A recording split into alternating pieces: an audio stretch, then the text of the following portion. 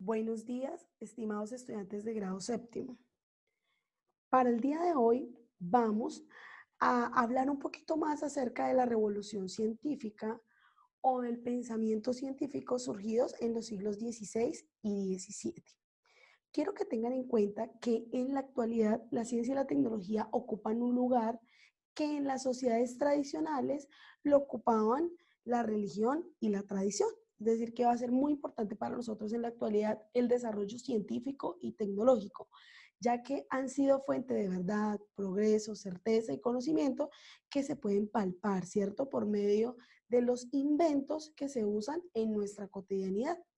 Recuerden que en la clase pasada hicimos la actividad de escoger un objeto que nosotros pudiéramos prever cómo sería el mismo dentro de 100 años, qué funciones tenían. Me gustó mucho esta actividad porque ustedes encontraron diversas eh, posibilidades en su hogar, en los objetos que tenían en su hogar. Algunos me hablaban de los televisores, otros me hablaban de los teléfonos celulares, otros me hablaban de algunos electrodomésticos necesarios y fundamentales, y cada uno de ustedes ha exponido su punto de vista en torno a dentro de 100 años, cómo serán esos objetos, ¿sí? Y, y pues en torno a esa charla, indiscutiblemente pudimos darnos cuenta que los objetos no van a ser permanentes. Ahí es donde nosotros podemos concluir también que las verdades absolutas no existen, ¿cierto? No hay verdad absoluta, sino que el conocimiento y el avance científico, como su palabra lo dice, va a ir cambiando y se va a ir renovando con el paso del tiempo. Esto tiene que ver con unas transformaciones culturales, científicas y tecnológicas que se empezaron a gestar a partir del siglo XVI. Debido a que la mentalidad humanista surgía en el siglo XVI, como les acabo de nombrar, hizo aumentar la confianza del europeo con sus capacidades para poder conocer, transformar el mundo y concebir la naturaleza desde una nueva perspectiva, ¿sí? ¿Qué nos está queriendo decir esto? Nos está queriendo decir que después del declive de la sociedad feudal, de la Edad Media, del paso que se le hizo a la época moderna, ¿cierto? Llega este pensamiento humanista, ¿sí? Que va a darle la libertad a las personas de poder preguntar y cuestionarse sobre ciertas cosas que se creían que eran reales, ¿sí? Y el poderse cuestionar, el cambiar la rutina, los paralelos, los paradigmas que ya existían, hizo aumentar la confianza de los europeos y seguir tratando de conocer, ¿cierto?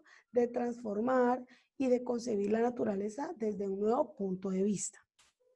Chicos, al mismo tiempo que se vivían profundos conflictos religiosos y sociales, en gran parte de Europa también se podía producir, y era evidente, una revolución cultural y académica que va a originar esta concepción de la ciencia y la tecnología como un instrumento de impulso al desarrollo económico, ¿sí? Esto implicó que los pensadores, ¿cierto?, se distanciaran de la fe, la creencia o la tradición, y la razón, las leyes, teorías se convirtieran en las fuentes de conocimiento. Se abandona el escolasticismo, ¿sí? Es decir, que ya los investigadores, filósofos y matemáticos que trataron de explicar los fenómenos naturales por medio de este método, ¿cierto? No lo van a seguir haciendo porque este método va a perder validez, ¿sí? Y se creía que las cosas o las preguntas que se cuestionaban en la época debían ser comprobadas por medio de experimento, ¿cierto? Y la fe, las creencias y las tradiciones no permitían experimentar todo lo que se necesitaba para poder crear un nuevo conocimiento. Un nuevo conocimiento basado en qué? En la razón, las leyes y las teorías. Yo estoy muy segura que cuando ustedes ven la clase de química o de ciencias naturales, mmm, ven la ley de tal científico, ¿cierto? La ley de la gravedad, la ley de una cosa, la ley de otra, ¿sí? Porque todo ha cumplido un método científico y se ha impuesto como un nuevo conocimiento. Un conocimiento que yo les reitero, no va a ser una verdad absoluta. Posiblemente lo que nosotros creamos en la actualidad también se va a reformar, también va a cambiar con el paso de los años. Los científicos se van a empezar a basar en leyes y teorías y van a explicar temas como el universo, ¿cierto? Y los principios que van a regir lo físico o lo material. También se desarrollaron nuevos instrumentos para observar, medir y cuantificar el mundo. Los avances que se realizaron entre los siglos XVI y XVII son muy importantes, mis queridos estudiantes, porque sentaron las bases del progreso tecnológico y científico moderno, ¿sí?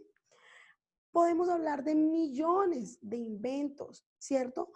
Pero uno que marcó el siglo XV y XVI y que dio paso a la época moderna fue definitivamente la invención y el desarrollo de la imprenta, ¿sí? Porque esto va a fijar la pauta para la expansión y la utilización de la tecnología a gran escala. Por eso nosotros podemos decir que son significativos los desarrollos tecnológicos de la época que contribuyeron a un aumento de la población, ¿cierto? Del trabajo y a una mejoría de las condiciones de vida, porque el avance tecnológico va a permitir que la sociedad pueda fluir y que pueda desarrollarse. Por eso es que se le apostó muchísimo más a este tipo de métodos que sí realmente estaba mostrando unos resultados.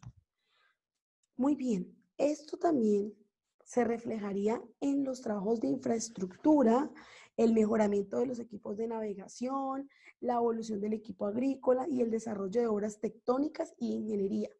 Esto último, nosotros cuando entremos a ver la parte de las exploraciones, ¿cierto? El tema de las exploraciones, eh, el tema de instaurar colonias, todo esto va a ser muy importante porque el modernismo, ¿cierto? El modernismo hizo que por medio del desarrollo de estos inventos de infraestructuras, de mejorar estos equipos de navegación, permitieran que las potencias, ¿cierto?, realizaran estas exploraciones en América, ¿sí? Ahora bien, vamos a hablar un poco de las diapositivas porque ustedes dirán, ay, profe, pero bueno, ¿y las diapositivas qué? Las diapositivas nos van a explicar un poco más acerca de este método científico y cuáles son sus características más relevantes. Entonces podemos ver que el método científico, el pensamiento científico, es un modo de razonamiento. ¿Qué significa esa palabra razonamiento? Significa, pues, obviamente, el uso de la razón, ¿cierto? Y va a aparecer en las ciencias modernas, ¿sí? Se va a basar en el escepticismo, la observación y la experimentación. Es decir, en la comprobación demostrable, quiero que ustedes tengan muy en cuenta esta palabra demostrable, de las interpretaciones que hacemos del mundo, ¿cierto? Y de las leyes que lo rigen. Es decir, que va a ser muy importante esta parte de la observación y la experimentación, ¿cierto? Obviamente a partir de un escepticismo, de tratar de desconfiar y de cuestionarnos para posiblemente después hacer una observación y posteriormente una experimentación de eso que yo observé y que me llamó la atención en un principio, ¿sí? El pensamiento científico es un tipo de pensamiento ajeno a los métodos y razonamientos de la religión, la magia y la escolástica medieval. ¿Por qué son ajenos a estos tres ítems? Resulta que el pensamiento científico es ajeno a estos tres ítems porque abraza el pensamiento crítico y racionalista, ¿sí? Va a guiarse única y exclusivamente de lo que se puede comprobar y de la razón. ¿Cuál es el origen de este pensamiento científico? ¿Sí? Pues como ya lo dijimos, el pensamiento científico apareció luego del Renacimiento, dando una apertura a esta época moderna y va a ser fruto del radical cambio filosófico y cultural que se dio tras el fin del medioevo y el reemplazo de la fe religiosa por la razón humana. Va a ser entonces un valor supremo de la humanidad. La razón humana va a hacer que las personas, ¿sí?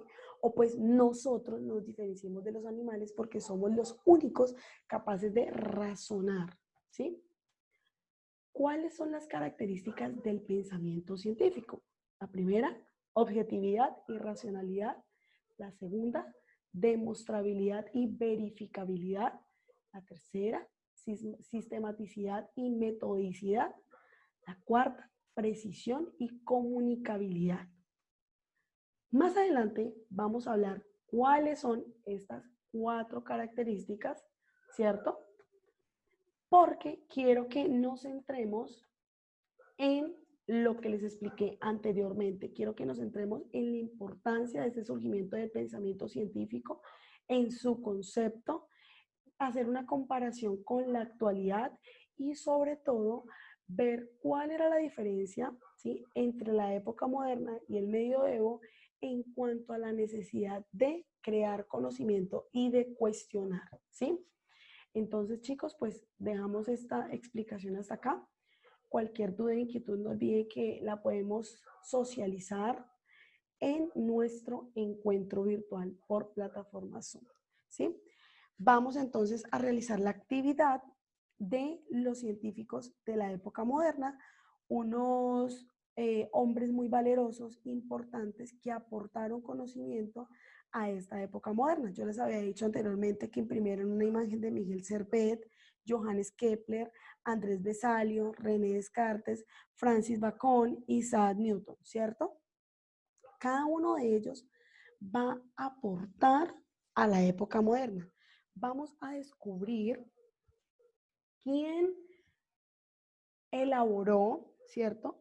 Por ejemplo, eh, las leyes que rigen las órbitas planetarias, ¿sí? Vamos también a hablar de aquel médico y teólogo que descubrió la circulación sanguínea pulmonar, ¿sí? Van a ver también matemáticos y exponentes del racionalismo en el modelo filosófico, ¿sí? Vamos también nosotros a ver qué otra persona habló sobre el comportamiento de la luz y del sonido, entre otros tantos aportes importantes que se dieron en el siglo XVI y XVII. Entonces nos encontramos por plataforma Zoom. Que estén muy bien, chicos.